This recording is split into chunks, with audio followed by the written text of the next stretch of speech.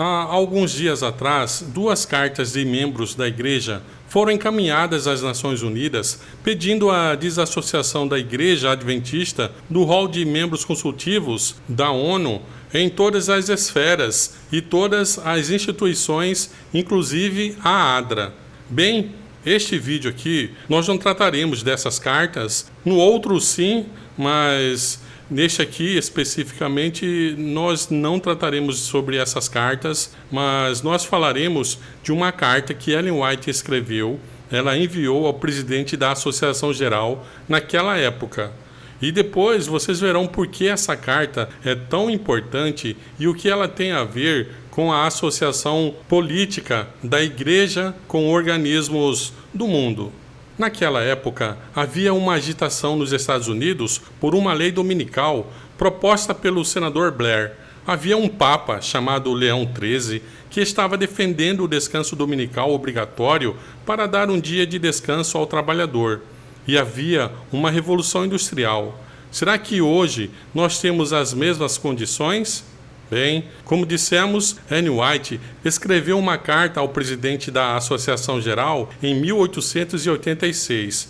E aqui está o parágrafo que é muito conhecido pelos adventistas. Satanás fará seus milagres para enganar. Ele estabelecerá seu poder como supremo. A igreja pode parecer prestes a cair, mas não cai. Permanece enquanto os pecadores de Sião serão peneirados, o joio separado do precioso trigo. Esta é uma provação terrível, mas, mesmo assim, ela deve acontecer. Ninguém, exceto aqueles que forem vencedores pelo sangue do Cordeiro e pela palavra de seu testemunho, será encontrado entre os leais e verdadeiros, sem mácula ou mancha de pecado, sem dolo em sua boca. Nós devemos ser despojados de nossa autojustiça e revestidos da justiça de Cristo. Há muitos livros que incluem essa afirmação. Muitos artigos foram escritos. Há muitos sermões que você pode encontrar no YouTube que fazem referência a essa declaração. E como seria de se esperar, existem diferentes formas de interpretar essa afirmação, dependendo de como alguém escolhe olhar para isso, ou está dando a certos membros de nossa igreja uma razão para se afastarem e dizerem: olhe, a igreja vai cair. Não é seguro estar conectado com a organização. Ou, ao mesmo tempo, você terá outras pessoas dizendo: não se preocupe com nada, a igreja vai passar, não vamos nos preocupar. E como costuma acontecer, bem, a verdade deve estar em algum lugar entre esses dois extremos. Mas o que vamos tentar fazer neste estudo é determinar ou permitir que Ellen White nos diga o que ela realmente quis dizer com essa declaração. Então vamos olhar para o contexto. Vamos começar brevemente com uma pequena atualização sobre profecia condicional versus profecia incondicional. Então, vamos dar uma olhada rápida no plano de fundo da carta, o que estava acontecendo no mundo e o que estava acontecendo na igreja quando ela escreveu isso. E em seguida, vamos deixar o espírito de profecia definir 3 palavras-chave dessa declaração. E as palavras são igreja, cair e peneirada ou sacudidura. Se pudermos entender a definição dessas palavras no contexto em que ela os escreveu, então estamos no caminho certo para entender o que ela realmente estava tentando dizer. Então vamos fazer 2 perguntas importantes. O que fará com que a igreja pareça cair? E, em segundo lugar, como Deus impedirá que a igreja caia? E então terminaremos tirando algumas conclusões. Vamos então começar com a profecia condicional versus profecia incondicional. A profecia incondicional revela a vontade fixa e pré-determinada de Deus e a revelação de eventos futuros. Exemplo de profecia incondicional inclui muitas profecias messiânicas do Antigo Testamento, centenas delas, prevendo a chegada da vinda do Messias. Outros exemplos seriam profecias de tempo. Estudamos isso com frequência como adventista do sétimo dia e, claro, as profecias apocalípticas, encontradas principalmente nos livros de Mateus 24, Daniel e Apocalipse. Todos esses são exemplos de revelações sobre o futuro que Deus nos fez através de sua palavra. E estas são revelações que não dependem do que fazemos como seres humanos. O Messias estava chegando. Não importa o que façamos, não importa se o povo estava preparado ou não. O Messias estava chegando.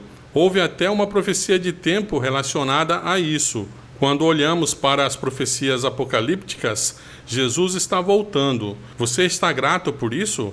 Isso é uma profecia incondicional. Agora, exatamente quando isso acontece, talvez haja algumas condições que entram em jogo aí. Mas estes são todos exemplos de profecia incondicional. Agora, a profecia condicional, que às vezes é chamada de profecia clássica, e frequentemente é dirigida a indivíduos ou grupos de pessoas. No Antigo Testamento, é frequentemente dirigido a Israel ou a outras nações. O cumprimento de suas bênçãos e maldições dependem da resposta daqueles a quem ela é dirigida.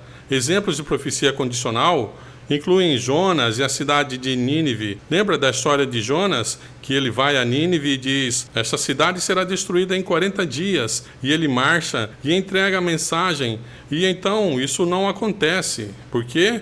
Porque eles realmente ouviram o profeta e se arrependeram de seus pecados. E Deus disse: não preciso mais destruir essa cidade.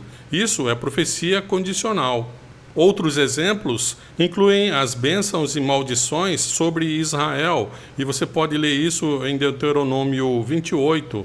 E há versículos e versículos de bênçãos e em seguida, versículo após versículo de maldição, de advertências e maldições. E tudo depende do povo obedecer ou não. E também houve muitas promessas condicionais feitas a Israel após o cativeiro. O livro Evangelismo, na página 695, parágrafo 1º, diz: deve ser lembrado que as promessas e as ameaças de Deus são igualmente condicionais. Então essas são algumas das principais diferenças entre profecia condicional e profecia incondicional. E é importante ter isso em mente enquanto estudamos uma passagem como a que veremos hoje. Precisamos manter isso em mente. Isso é condicional ou incondicional? Então vamos a Jeremias capítulo 18. É importante que passássemos mais um momento nesse tópico de profecia condicional versus profecia incondicional. E em Jeremias capítulo 18, Deus manda o profeta descer até a casa do oleiro. E Jeremias faz isso e entra na loja e ele observa o oleiro trabalhando com o barro. E Deus começa a falar com Jeremias enquanto ele observa o oleiro a fazer o seu trabalho. Veja o versículo 6. Ó casa de Israel, não posso fazer convosco o que fez este oleiro, diz o Senhor.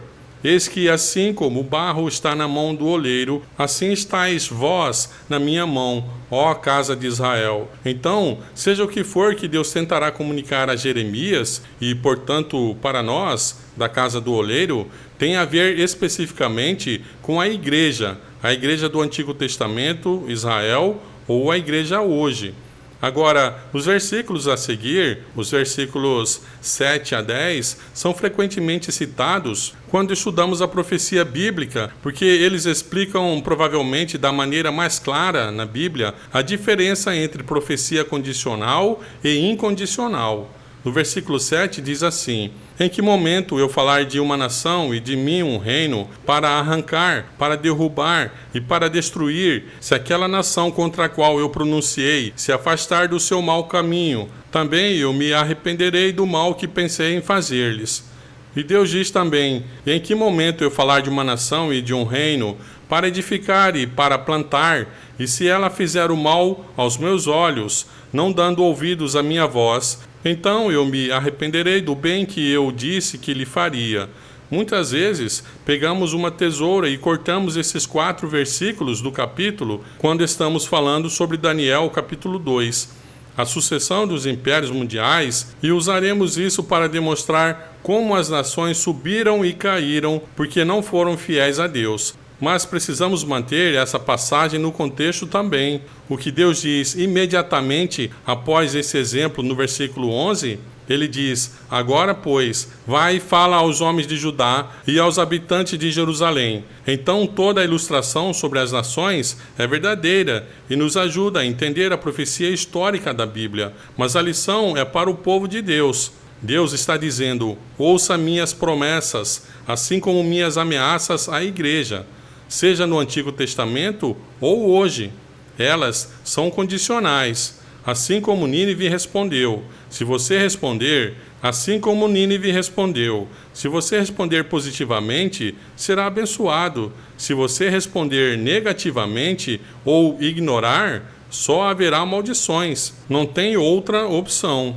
E assim, nos próximos versos, Jeremias leva essa mensagem aos líderes em Jerusalém. Veja o que acontece no versículo 18. Então disseram: vinde e arranjemos artifícios contra Jeremias, pois a lei não perecerá do sacerdote, nem o conselho do sábio, nem a palavra do profeta. E eles não ouviram nada do que Jeremias estava tentando dizer. E eles estão respondendo com a mentalidade da profecia incondicional. Deus estabeleceu Israel. A lei nunca perecerá dessa nação. A bênção de Deus nunca se afastará de nós, não importa o que façamos. Mesmo se tentarmos matar o profeta, que é exatamente o que eles disseram em seguida, firamo-lo com a língua e não demos ouvidos a nenhuma de suas palavras. Há uma característica comum de Israel no Antigo Testamento. Israel, na época de Cristo, e a Babilônia espiritual no final dos tempos, e essa é a crença de que eles nunca poderão cair. Acabamos de fazer referência a Jeremias 18. Diz exatamente isso. Eles ouvem a palavra e então eles dizem: venha, vamos ferir o profeta. A bênção de Deus nunca vai terminar, mesmo se matarmos esse profeta. Israel, na época de Cristo, teve a mesma atitude. O livro O Grande Conflito, na página 27, parágrafo 2, diz: e, no entanto, embora os líderes judeus tenham matado o seu Salvador, porque ele reprovou os seus pecados, tal foi a sua autojustiça, que eles se consideravam o povo favorecido de Deus e esperavam que o Senhor os livrasse de seus inimigos. A continuação da sua existência como nação era condicional. E Deus foi até misericordioso o suficiente para lhes dar outra chance depois de rejeitarem seu filho. Eles ainda tinham 3 anos e meio, mas quando eles mataram seu primeiro mártir cristão, Estevão, foi quando a liberdade condicional terminou. E em Apocalipse 18, 7, vemos a mesma atitude de autoconfiança, justiça própria, e essa crença de que as advertências e as ameaças de Deus não se aplicam a mim, quando ela se glorificou e em delícias viveu, dá-lhe tanto tormento e pranto, porque diz em seu coração: estou assentada como rainha, e não sou viúva, e não verei o pranto. É a mesma mentalidade ao longo do tempo.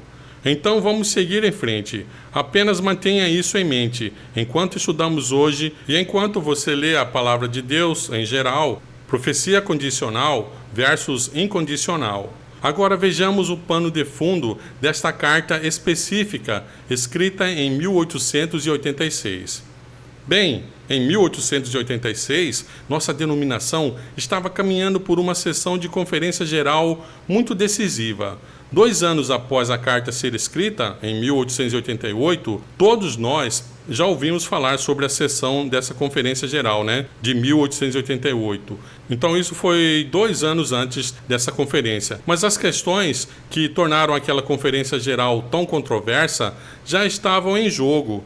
Eles estavam se intensificando e se acumulando. A igreja estava ficando profundamente dividida em certos tópicos teológicos. Em 1886, Butler, que era o presidente da Conferência Geral, esteve fortemente envolvido em disputas teológicas com 2 jovens pregadores, chamados Jones e Wagner. O tema sobre o qual eles não estavam de acordo, eles não estavam na mesma página, era como interpretar a lei em Gálatas. Nós não vamos mergulhar nisso hoje porque realmente não pertence ao nosso tópico neste estudo. Mas havia problemas e disputas dentro da igreja.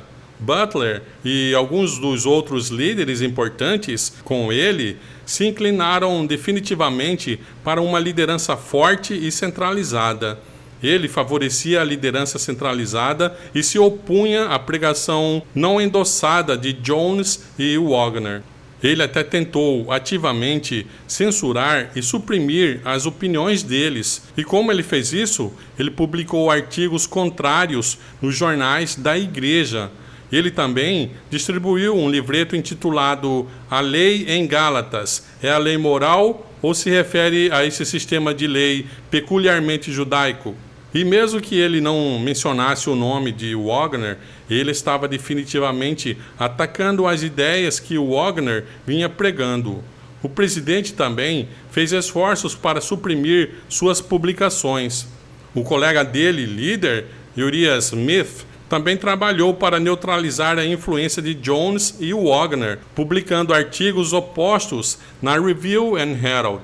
Então, durante aquela sessão da conferência de 1886, Butler propôs uma resolução pedindo a censura dos Sinais dos Tempos, The Signs of the Times, que era uma publicação da Igreja Adventista, por publicar os artigos de Wagner sobre Gálatas.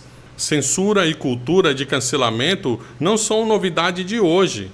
Estava acontecendo naquela época também, na nossa igreja. E ele até tentou influenciar os delegados e como eles votariam. Durante a sessão da Conferência Geral, embora estivesse doente e impossibilitado de comparecer pessoalmente à conferência, Butler enviou cartas a muitos delegados para influenciá-los contra as mensagens de Jones e Wagner.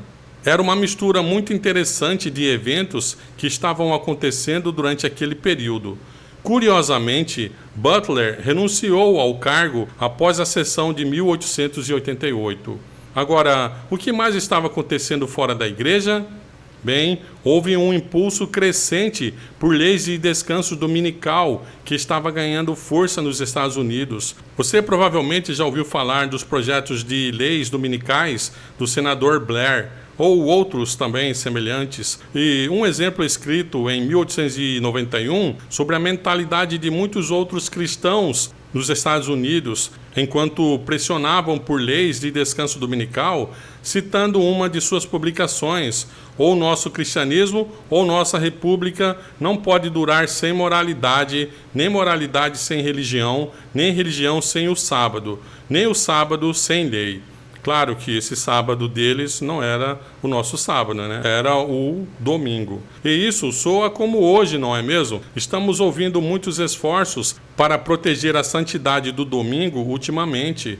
E, finalmente, então, envolvido com tudo isso, houve uma grande ênfase crescente na liberdade religiosa e na liberdade de consciência dentro da Igreja Adventista do Sétimo Dia. E na Europa, o Papa Leão XIII escreveu um documento que pedia o descanso dominical para o trabalhador. Pelo contexto da época, a Revolução Industrial da grande massa de trabalhadores que tinha migrado do campo para morar nas cidades, para trabalhar nas fábricas.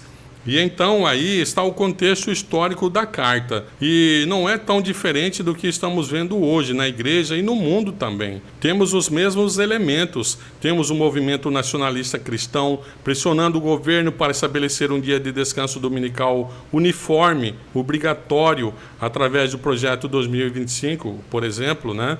E temos também uma nova revolução da classe trabalhadora, uma nova revolução industrial, vamos dizer assim, com o advento das IAs, hoje com as tecnologias inovadoras, como as IAs, e temos também um Papa Leão, o Leão XIV, que segundo ele veio para concluir o trabalho de seu antecessor. Então, vamos passar para as 3 definições agora.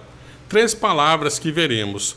O que Ellen White quis dizer com igreja, o que ela quis dizer com a palavra cair e o que ela quis dizer com a palavra peneirar ou sacudidura, né? Então vamos começar com a palavra igreja. No primeiro parágrafo da carta, ela diz: durante semanas não estive disponível para dormir depois das 3h30. Minha mente estava profundamente agitada em relação à condição de nosso povo. Agora, tenha em mente que ela está escrevendo para o irmão Butler, que é o presidente da Conferência Geral. ela também estava escrevendo a mesma carta para outro líder chamado Haskell. E ele estava naquele ano de 1886, simultaneamente como presidente da Conferência do Maine, que fica lá no norte, e da Conferência da Califórnia, que fica lá no sul. Agora, não sabemos como eles fizeram isso, né? Especialmente naquela época, pois elas não são próximas uma da outra, mas ele era um homem muito ocupado. E esses eram os líderes da igreja com altos cargos de liderança da Igreja Adventista do Sétimo Dia. E então, quando ela escreveu para eles dizendo, nós, como povo, parece razoável que ela estava esperando que eles pensassem na igreja certa, a igreja visível, organizada, da qual eles eram líderes. E ela continua, devemos estar muito à frente de qualquer outro povo na terra, porque temos mais luz e maior conhecimento da verdade, que nos coloca sob maior responsabilidade para avançar essa luz, e não apenas professar acreditar na verdade, mas também praticá-la. Quando praticamos a verdade, estamos seguindo Jesus, que é a luz do mundo. E se nós, como um povo, não estamos constantemente nos elevando, tornando-nos cada vez mais espiritualizados, estamos nos tornando como os fariseus, hipócritas, enquanto não fazemos a vontade de Deus. Então, ela vai dizendo isso, e ela está muito preocupada com a condição espiritual das pessoas na igreja, e um aviso de que nossa experiência espiritual nunca fica neutra. Você sabe o que é neutro, né? Você coloca seu carro num ponto morto, e se você estiver descendo, ele vai descer, e se você estiver indo para trás, ele irá para trás. Mas nunca ficamos neutros em nossa experiência espiritual. Não existe neutralidade na vida espiritual. Ou estamos nos tornando mais parecidos com Cristo, ou estamos nos tornando menos parecidos com Ele. Ou estamos recebendo a imagem de Deus, ou estamos recebendo a imagem da besta. E esse é o aviso que ela está dando na carta.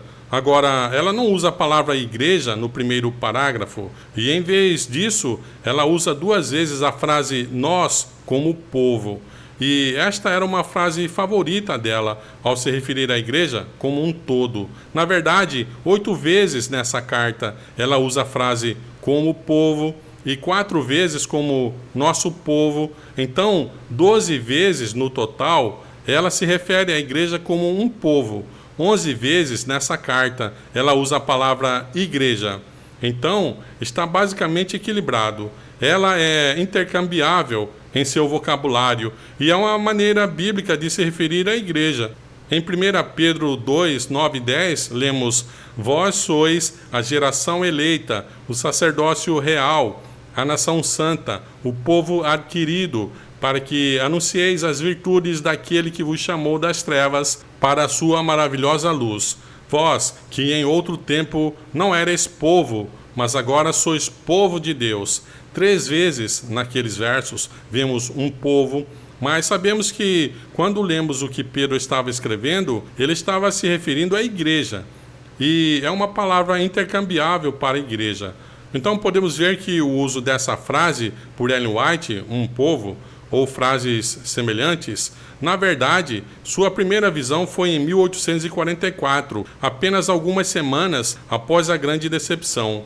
E ela diz: enquanto eu estava orando no altar da família, o Espírito Santo desceu sobre mim e eu parecia estar subindo cada vez mais alto, muito acima do mundo escuro, e virei-me para procurar o povo do advento. Não conseguia encontrá-lo, quando uma voz me disse: olhe novamente e olhe um pouco mais para cima. E nisso levantei meus olhos e vi um caminho reto e estreito lançado bem em cima do mundo. Nesse caminho, o povo adventista viajava para a cidade.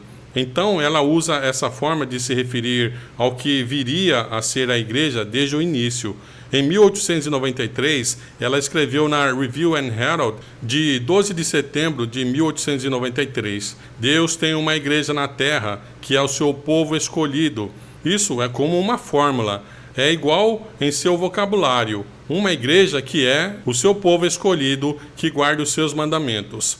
Então, não está liderando ramificações perdidas, nenhuma aqui e ali, mas um povo. E está implícito nisso um povo unido, um povo unificado e um povo organizado, que ela chama de igreja. E em 1908, ela ficou ainda mais clara em sua linguagem. Fui instruída a dizer aos adventistas do sétimo dia em todo o mundo: Deus nos chamou como povo para sermos um povo peculiar, seu tesouro especial. E ele determinou que a sua igreja na terra permaneça perfeitamente unida em seu espírito e conselho do Senhor dos Exércitos, até o fim dos tempos. Acho que isso está bem claro, né? Então, quando ela usa a palavra igreja, ela está se referindo a pessoas, e elas são sinônimos em seu vocabulário. Então, podemos resumir que Ellen White usou a palavra igreja para se referir ao corpo organizado, visível, dos adventistas do sétimo dia. Então agora vamos passar para a palavra cair. Ela diz que a igreja parece parecer que vai cair. Então, o que isso significa? Veremos algumas declarações nessa carta. A primeira é do manuscrito 12, no parágrafo 30, ou na página 319. Ela usa a palavra cair em referência a 3 outras entidades, e isso vai ser muito instrutivo para nós. Quando Jerusalém se divorciou de Deus, isso foi por causa dos seus pecados. Ela caiu de um lugar exaltado, uma altura que Tiro e Sidom nunca alcançaram. Então, se quisermos entender como ela pretende usar a palavra cair, só precisamos ver como ela usou no início da carta.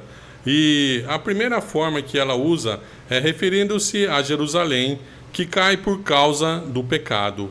Agora, sabemos que os babilônios vieram e destruíram a cidade. Sabemos que os romanos vieram e também destruíram Jerusalém.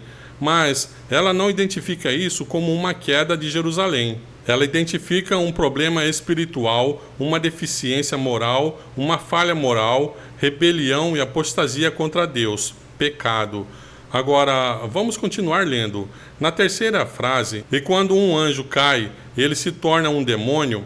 Essa é uma frase fascinante, referindo-se aos anjos caídos. Sim, eles caíram fisicamente do céu. Jesus disse: Eu vi a Satanás cair do céu como um raio.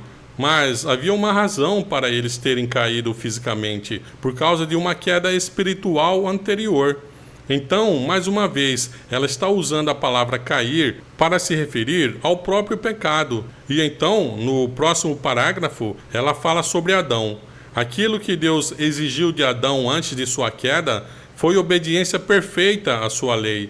Deus exige agora o que exigiu de Adão: obediência perfeita, justiça sem falhas, sem mácula aos seus olhos. Deus nos ajude a prestar a Ele tudo o que sua lei exige. Não podemos fazer isso sem aquela fé que traz a justiça de Cristo para a prática diária. Agora, Adão foi fisicamente expulso do Éden. Ele caiu do jardim, por assim dizer. Mas entendemos que houve uma razão para essa remoção do Éden.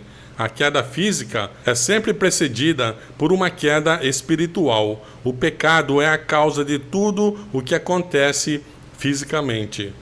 Vamos fazer algumas observações sobre como Ellen White usa esta palavra nesta carta em particular. Quando Jerusalém caiu, ela se divorciou de Deus. Quando Jerusalém caiu, ela perdeu seu propósito e missão profética. Quando os anjos caíram, eles se tornaram demônios, aqueles que se juntam a Satanás em sua obra de acusar e controlar os outros. Quando Adão caiu, ele perdeu a imagem de Deus e não pôde ficar sem culpa diante de Deus. É por isso que ele ficou com medo quando viu Deus vindo no jardim. Em cada caso, a queda foi autorizada, resultado da desobediência da lei de Deus, e se manifestou em um caráter depravado que acusava e abusava de pessoas. E, em cada caso, a queda é principalmente espiritual, com consequências físicas que se seguem. Vemos esse mesmo princípio apresentado para nós em Apocalipse 18, quando a Bíblia fala sobre a queda de Babilônia. O versículo 2 fala sobre a queda espiritual. E ele clamou com voz forte, dizendo: Caiu, caiu a grande Babilônia, e se tornou morada de demônios, e guarida de todo espírito imundo, e guarida de toda ave imunda e detestável. Esses são problemas espirituais, é pecado, e isso vem primeiro.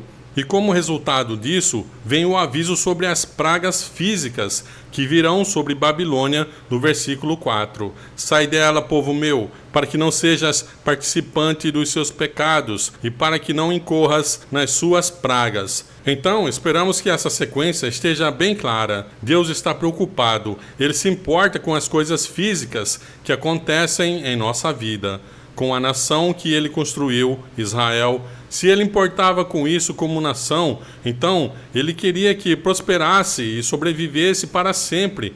Mas ele estava ainda mais preocupado com a condição espiritual das pessoas que compunham aquela nação. E o mesmo princípio se aplica hoje. Deus se preocupa com sua igreja.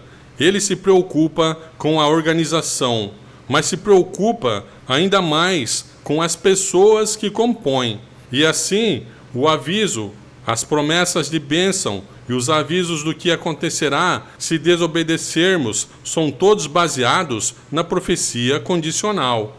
E essa escolha cabe a nós, a cada um de nós. Vamos obedecer ou vamos nos permitir cair no pecado e na apostasia? Então vamos resumir o uso da palavra cair por Ellen White. Quando Ellen White diz que a igreja pode parecer prestes a cair, ela está se referindo principalmente ao pecado dentro da igreja, não à perseguição decorrente de fontes externas. Embora ela não exclua isso, o significado principal é pecado interior. O pecado ameaçará desqualificar a igreja para sua missão profética, como fez com Jerusalém. Ele ameaçará mudar seu caráter para o caráter de um demônio, como aconteceu com os anjos caídos.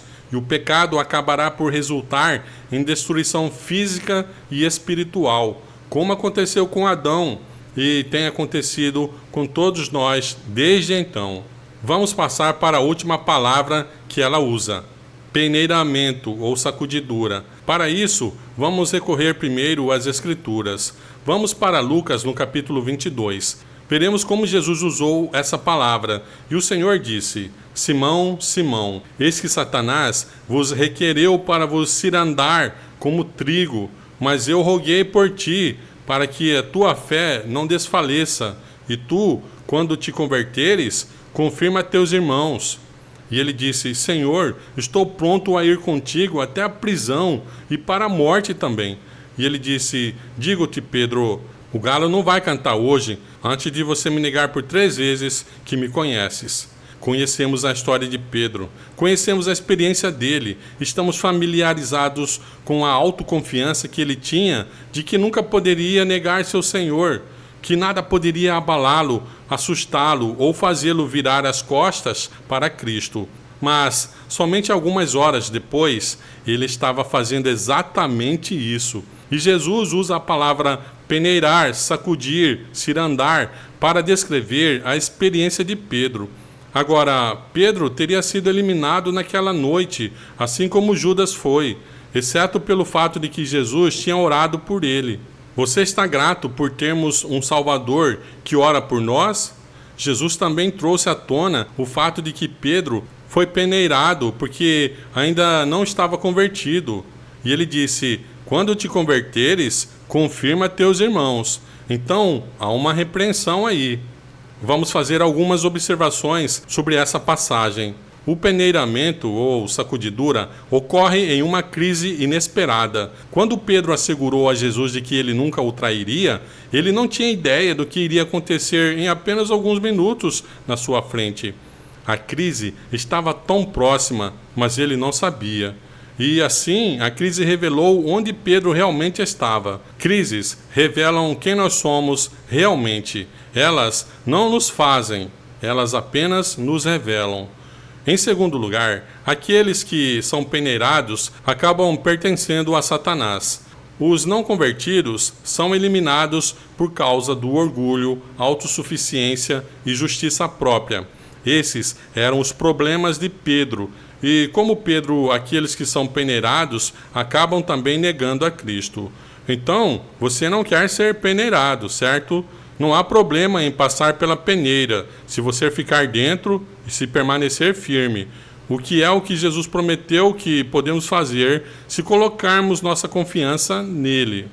Mas vamos voltar à carta que estamos estudando, de Ellen White. Na página 323, no parágrafo 1º, ela usa a palavra peneirar mais uma vez na carta, antes daquele parágrafo específico que estamos nos concentrando. Aqui está o que ela diz: nem toda a política do mundo pode salvar-nos de um terrível peneiramento ou sacudidura, e todos os esforços feitos com altas autoridades não tirarão de nós o flagelo de Deus só porque o pecado é acariciado.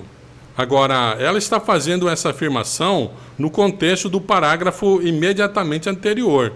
Ela está falando sobre a pressão do mundo naquela época para impor a santidade dominical e as leis dominicais que estavam chegando, e como as nações, particularmente os Estados Unidos, estavam começando a falar como um dragão e tentariam impor a adoração e obrigar a consciência. E esse é o contexto em que ela faz essa afirmação. Toda a política do mundo não pode salvar-nos de um terrível peneiramento ou sacudidura. Essa é uma afirmação interessante. Você sabe, a igreja enviou Alonzo Jones ao Congresso, onde ele argumentou com sucesso contra essas leis dominicais.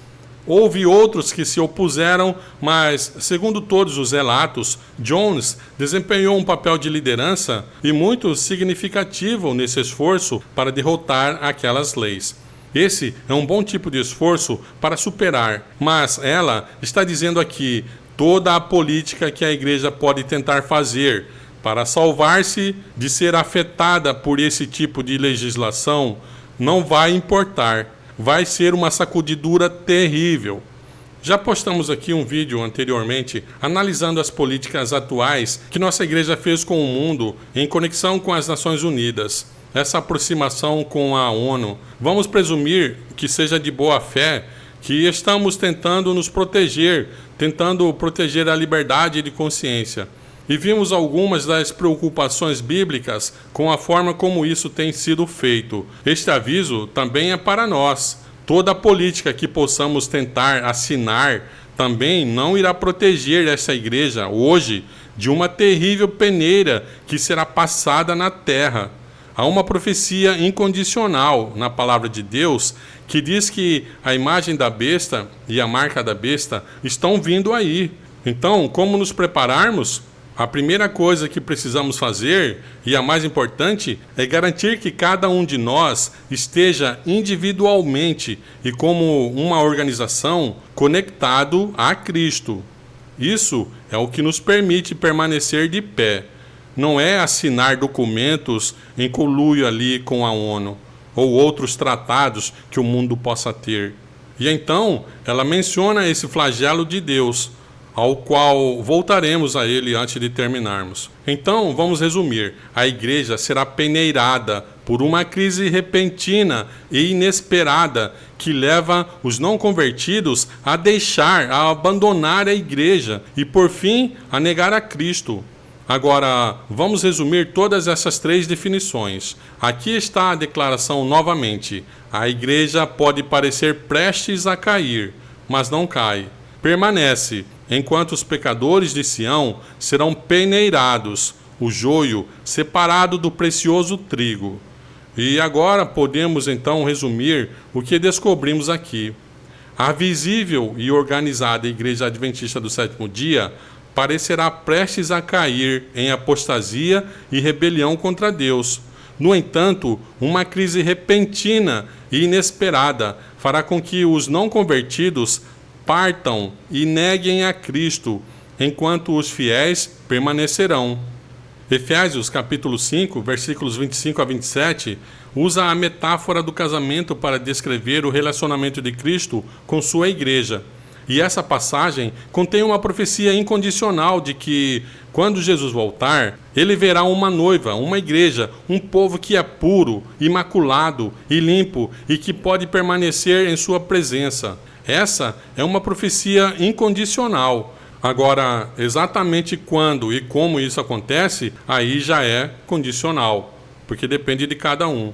Você olha para trás na história para o que você sabe da Bíblia. Deus sempre teve um povo, mas a maneira como ele preservou aquelas pessoas e a maneira como limpou sua igreja no passado tem sido altamente imprevisível e muitas vezes muito mais traumática e dramática do que a igreja esperava. Deus permitiu que Babilônia destruísse Jerusalém, matasse milhares de seu povo, levasse os tesouros do templo e os jovens mais brilhantes do reino para servirem como escravos na Babilônia. Eles não esperavam por isso, mas a igreja passou.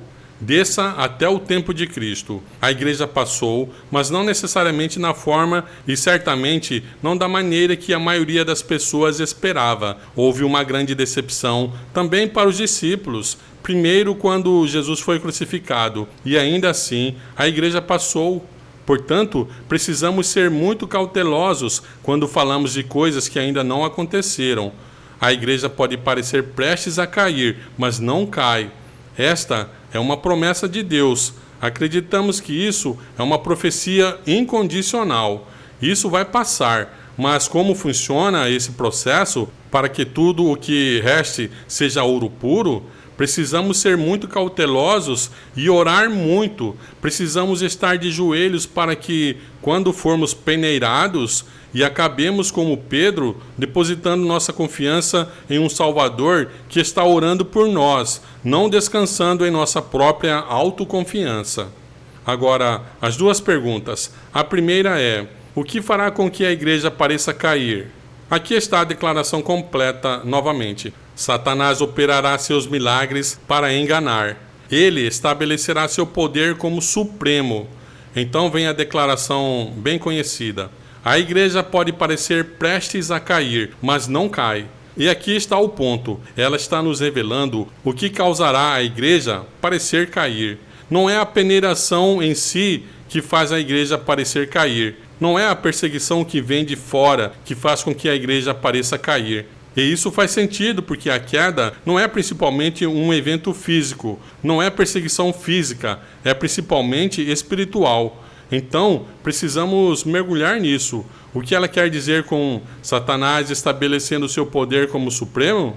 Vamos deixá-la responder essa pergunta. Iremos para o parágrafo imediatamente anterior a esse, parágrafo 2. E aqui está o que ela diz. As nações serão agitadas até ao centro. O apoio será retirado daqueles que proclamam o único padrão de Deus de retidão, o único teste seguro de caráter. Todos os que se curvarem aos decretos dos conselhos nacionais e não obedecerem às leis nacionais para exaltar o sábado instituído pelo homem do pecado, em desrespeito ao dia santo de Deus, não sentirão o poder opressivo do papado sozinho, mas do mundo protestante, a imagem da besta.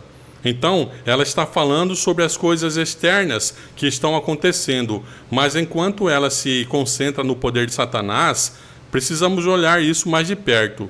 Agora, o poder de Satanás será manifesto através da imagem da besta, à medida que a igreja e o Estado se unem, e finalmente, através da marca da besta, quando o dia de descanso é imposto e as consciências são compelidas. E isso nos leva ao ponto-chave que precisamos entender. Satanás sempre quis ter poder sobre a sua consciência, porque essa é a única coisa que Jesus reivindica o direito como seu Salvador. Você leu o livro de Hebreus? É o sangue de Cristo que purifica a consciência. É a sua consciência que faz de você um filho de Deus, que o mantém como filho de Deus. É a sua consciência, fortalecida pelo Espírito Santo, que ergue um muro de tijolos ao seu redor e o diabo não consegue passar. O diabo quer o controle da mente, e nós sabemos disso. Toda a grande controvérsia é realmente uma batalha pela mente. Jesus disse isso em Mateus capítulo 20. Começando no versículo 25. Jesus, porém, os chamou e disse: Saber se os príncipes dos gentios os dominam e os grandes exercem autoridade sobre eles, mas não será assim entre vós. Agora, quando falamos sobre a imagem da besta e a marca da besta, estamos falando sobre a união da igreja e do Estado, mas a questão por trás disso é o controle da consciência. Satanás vai usar essa unificação da igreja e do Estado para tentar controlar a consciência. Mas talvez podemos sugerir que o diabo não está assim tão preocupado em ter o controle da igreja e do Estado. Essas são simplesmente ferramentas em suas mãos para chegar à sua mente, controlar a consciência, para ter aquele poder que sempre desejou. E Jesus está deixando bem claro que no mundo, o mundo funciona dessa forma. Há algumas semanas, analisamos diferentes modelos de sociedade e igreja. O mundo funciona como uma pirâmide. O rei está no topo, o mais poderoso está no topo. E então, depois vem o próximo nível e você pode descer até as pessoas comuns lá embaixo, que estão apenas para atender às necessidades, aos desejos e às vontades dos mais poderosos. Jesus está dizendo, não será assim entre vocês, não na minha igreja. Vou virar essa pirâmide de cabeça para baixo, porque morri por cada uma pessoa. Na verdade, somos informados de que se houvesse apenas uma pessoa, Jesus teria vindo aqui para morrer por ela.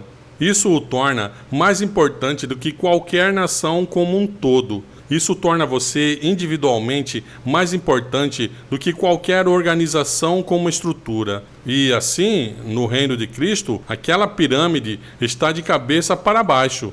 Você tem as pessoas, a igreja no topo. E se você quiser ser um líder, então você tem que ser preparado para chegar lá embaixo, para estar lá embaixo. Porque você está lá para servir como um líder, para ajudar e proteger. Não será assim entre vós, ele disse. Agora, voltemos à carta. Na página 320, parágrafo 1º. Estamos longe de ser o povo de Deus. Espere aí. Estamos longe de ser o povo que Deus gostaria que fôssemos, porque não elevamos a alma e refinamos o caráter em harmonia com o maravilhoso desdobramento da verdade de Deus e de seus propósitos. Então ela cita Provérbios 14:34. A justiça exalta uma nação, mas o pecado é a vergonha para qualquer povo. Agora, aqui está a parte sublinhada. O pecado é um desorganizador. Você concorda? Onde quer que seja acariciado, no coração individual, na casa, na igreja, há desordem, conflito, discórdia, inimizade, inveja, ciúme, porque o inimigo do homem e de Deus tem o poder de controle sobre a mente. Esta é a mesma carta que estamos vendo.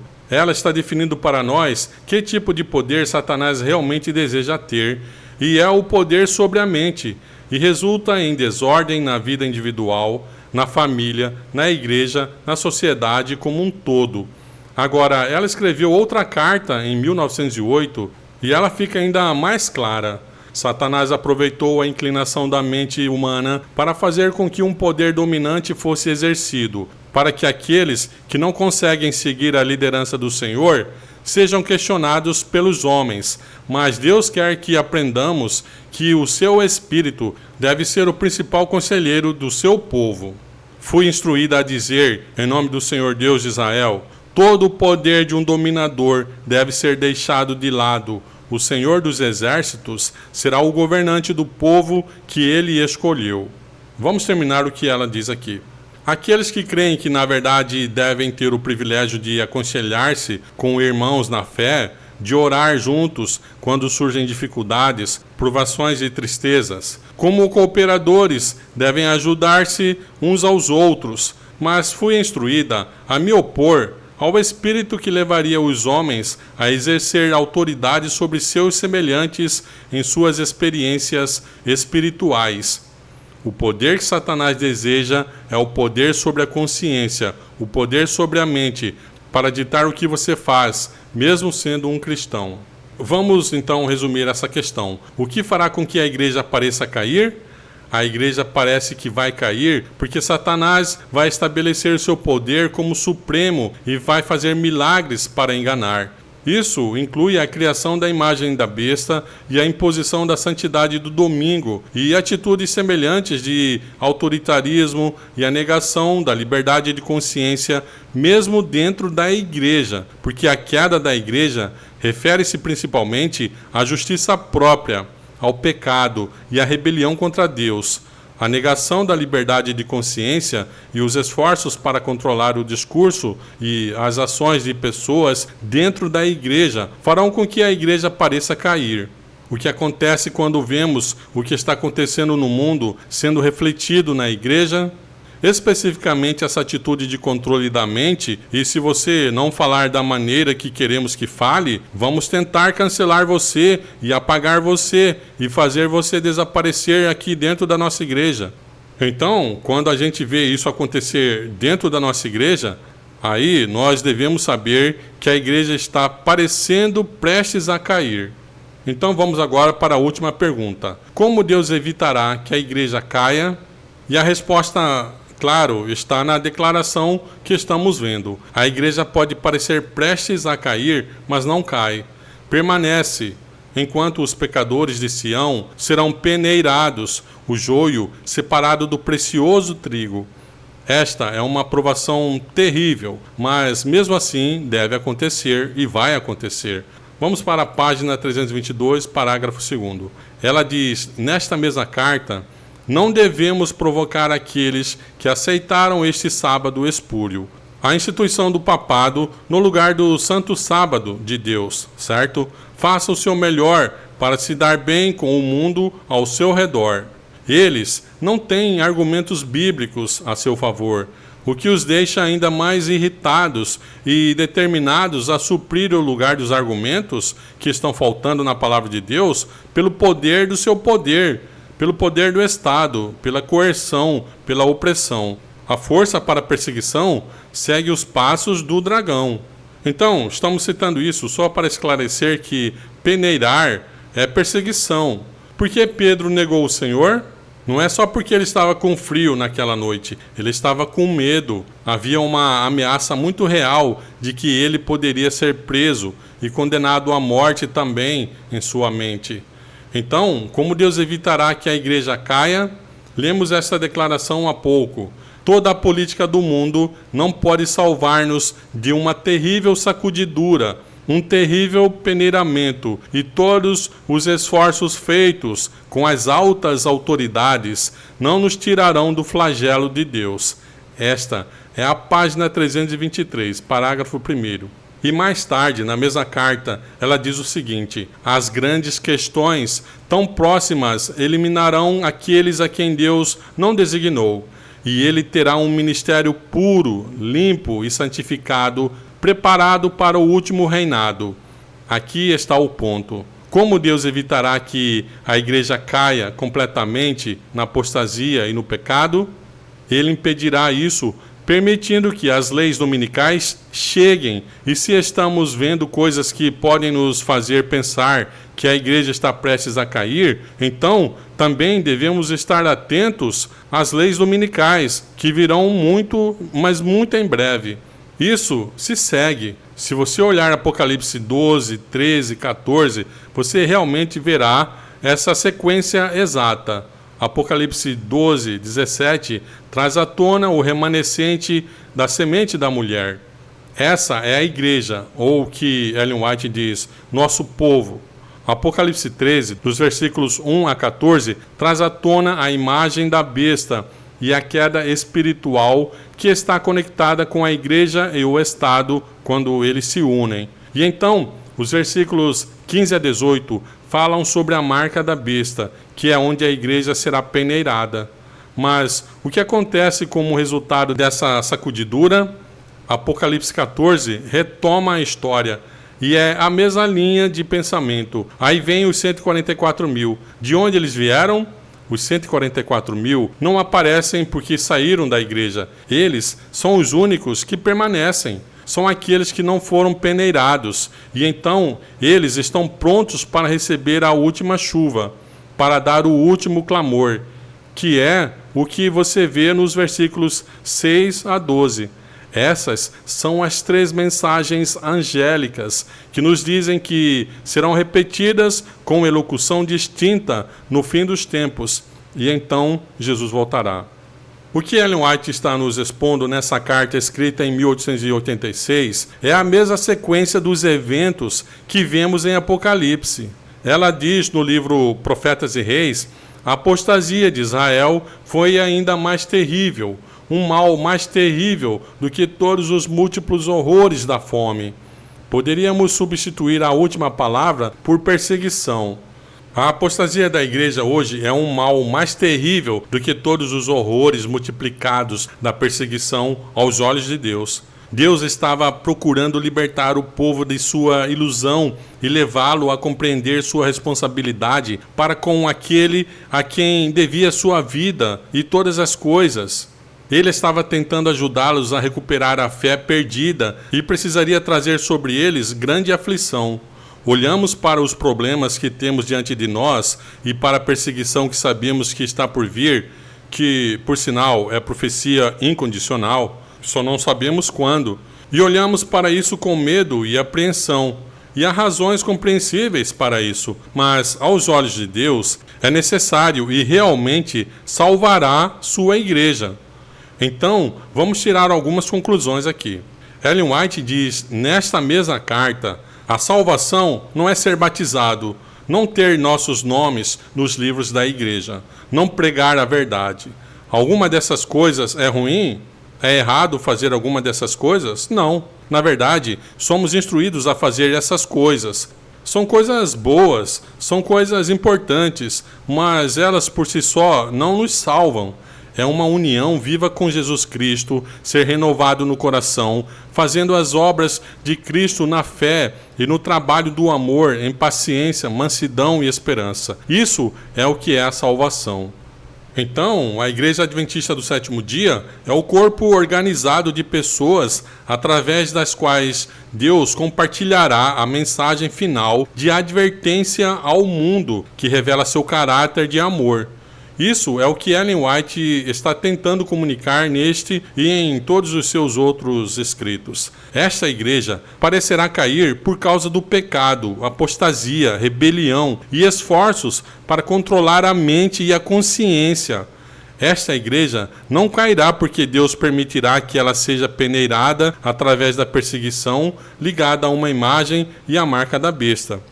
Uma vez peneirada, a igreja estará purificada e preparada para receber a chuva serôdia e dar o alto clamor.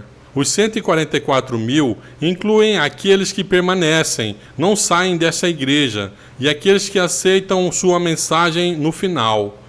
Haverá outros que entrarão também, e a igreja vai passar. A igreja passará é uma profecia incondicional, quer você queira ou não. Já que qualquer um de nós passará, aí já é inteiramente condicional, com base em nossa resposta individual a Deus. E se toda esta geração de adventistas do sétimo dia cairá ou não, depende inteiramente de nossa resposta a Deus, cada um individualmente. Há razões para que Hebreus 3,17 esteja na Bíblia, falando de Israel no deserto, mas com quem se indignou por 40 anos? Não foi porventura com os que pecaram, cujos cadáveres caíram no deserto? Segundo algumas estimativas, pelo menos 600.000, talvez até 2 milhões de pessoas deixaram o Egito. Quantos deles realmente entraram na Terra Prometida? 2. Essa não é uma porcentagem muito boa, mas a igreja passou com 2 pessoas. Ignorar o pecado na igreja e em nossa vida e, ao mesmo tempo, garantir que a igreja passará, revela um frio desinteresse na salvação das pessoas. Se estivermos mais preocupados com a preservação de uma corporação do que com a salvação das pessoas, algo está errado. Quando condenaram Cristo, foi por isso que disseram: é conveniente para nós que o homem morra pelo povo, do que a nação inteira pereça. Se cairmos nessa mentalidade de dizer, não se preocupe com isso, a igreja vai passar, você está bem, nós estamos bem, estamos realmente cometendo o mesmo erro que os líderes cometeram no tempo de Cristo. estamos colocando nossa esperança em uma organização e não estamos tão preocupados com o pecado que vai destruir as pessoas agora, hoje. Assim, a igreja que não cai confessa suas falhas e se arrepende de seus pecados.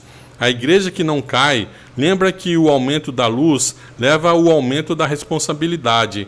A igreja que não cai resiste ao espírito do autoritarismo. A igreja que não cai resiste ao espírito de rebelião. A igreja que não cai lembra que todas as promessas de bênçãos de Deus estão condicionadas à obediência à sua palavra. A igreja que não cai respeita a importância da estrutura da igreja, lembrando que Deus a colocou no lugar. A igreja que não cai respeita os direitos de cada membro da igreja, lembrando que Jesus, o Filho de Deus, morreu por cada um deles. A igreja que não cai vive na realidade da palavra de Deus, não na névoa da opinião popular e do despertar cultural. A igreja que não cai ora por todos os seus membros, seus líderes e seus membros leigos. Ora por todos os seus membros para que estejam de pé quando chegar a sacudidura. E é seu desejo ficar de pé e não estar entre aqueles que caem? Deus nos abençoe. O Senhor te abençoe e te guarde. O Senhor faça resplandecer o seu rosto sobre ti e tenha misericórdia de ti. O Senhor levante o seu rosto sobre ti e te dê a paz.